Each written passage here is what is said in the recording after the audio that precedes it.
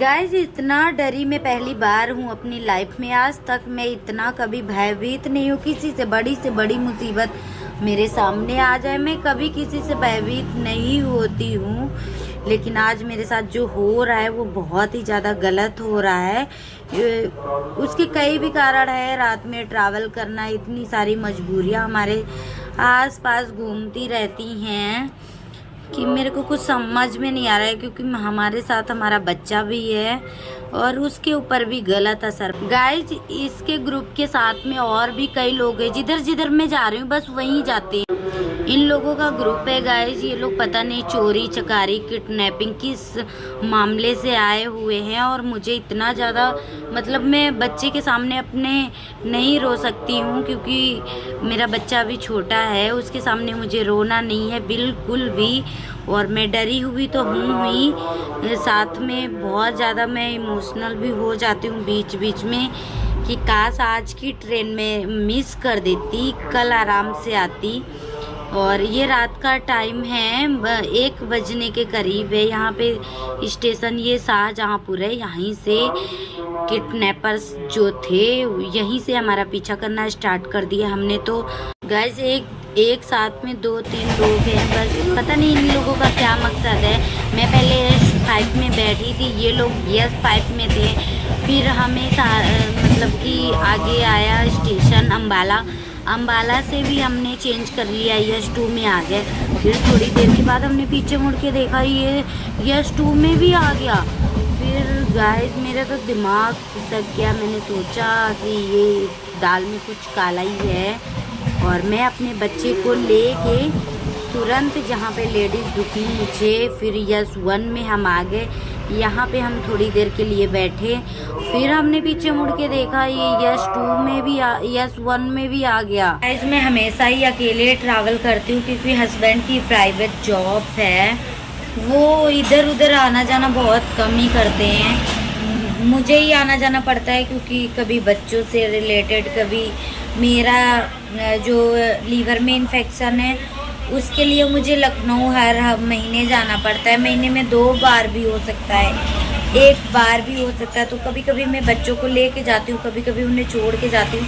हमेशा तो नहीं हो सकता है। यहाँ से लुधियाना से लखनऊ 14 से 15 घंटे का टाइम लगता है। उसमें तो नाइट में ही ट्रैवल करना होता है। वैसे मैं कभी नहीं डरी इतना ज़्यादा जितना मैं इस बार डर गई हूँ। मुझे तो बोला भी नहीं जा रहा। ये बात हमने फैमिली में किसी को नहीं बताई।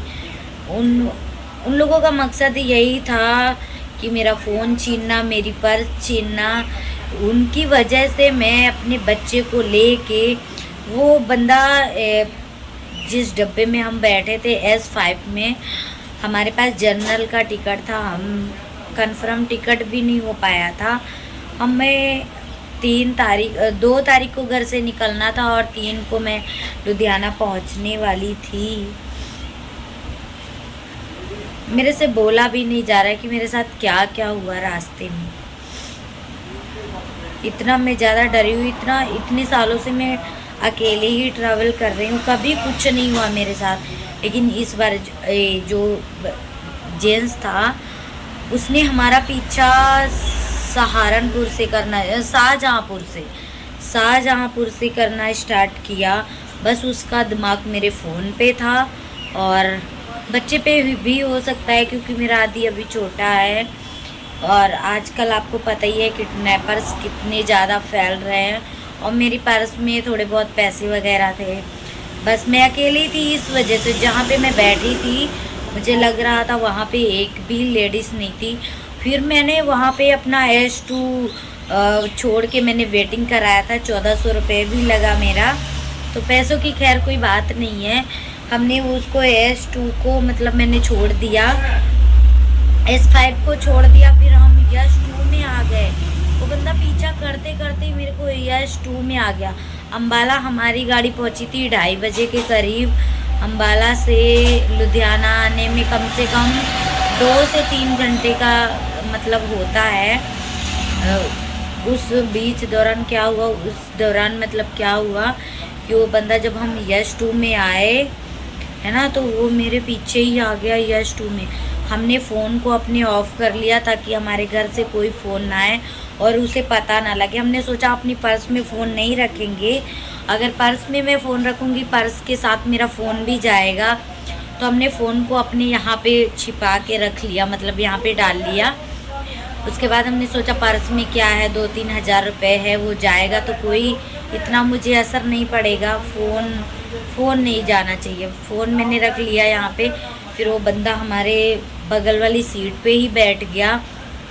वहाँ पे तो खैर लेडीज़ थी, तो वो ना इधर से उधर वो बाथरूम। फिर हमारी गाड़ी आ गई सानेवाल लोकल था, शायद ट्रेन को सिग्नल नहीं मिल रहा था, इस वजह से वो वहाँ पे खड़ी हो गई।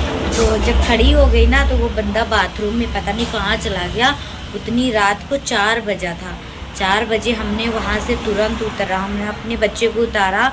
वहाँ पे मैं वीडियो नहीं बना सकती थी, अपने बच्चे को उतारा हमने सानेवाल स्टेशन पे और मैं खुद उतर गई। वहाँ से एक मुझे पुलिस वाला दिखा जो रात में पहरे देते हैं स्टेशन पे। सानेवाल स्टेशन भी एकदम सुनसान सा था, वहाँ भी कोई नहीं था।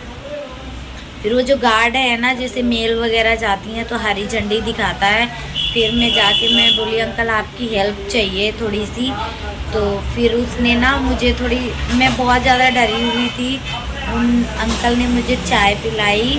फिर मैं बैठी थी, फिर मैंने अपने सानेवाल हमारे घर के करीबी में पड़ता है, आधे से 1 घंटा लगता है मतलब आने जाने में। तो फिर हमने अपने हस्बैंड को फ़ोन किया रात में, फिर फ़ोन वहाँ पे ऑन किया, फिर आके वो मुझे लेके आए। मैं इतनी ज़्यादा डरी हुई थी कि मैं कुछ बता नहीं सकती हूँ। वहाँ का मंजर मैं अगर दिखाऊँ तो आप लोगों की रूह कांप जाएगी। तो बस आज के वीडियो में इतना ही, मिलते हैं अगले वीडियो में। बाय बाय दोस्तों, टेक केयर। अगर आप भी रात में ट्रैवल करते हैं तो प्लीज़ सावधान रहें, सतर्क रहें, अपनों का ख्याल ज़रूर रखें।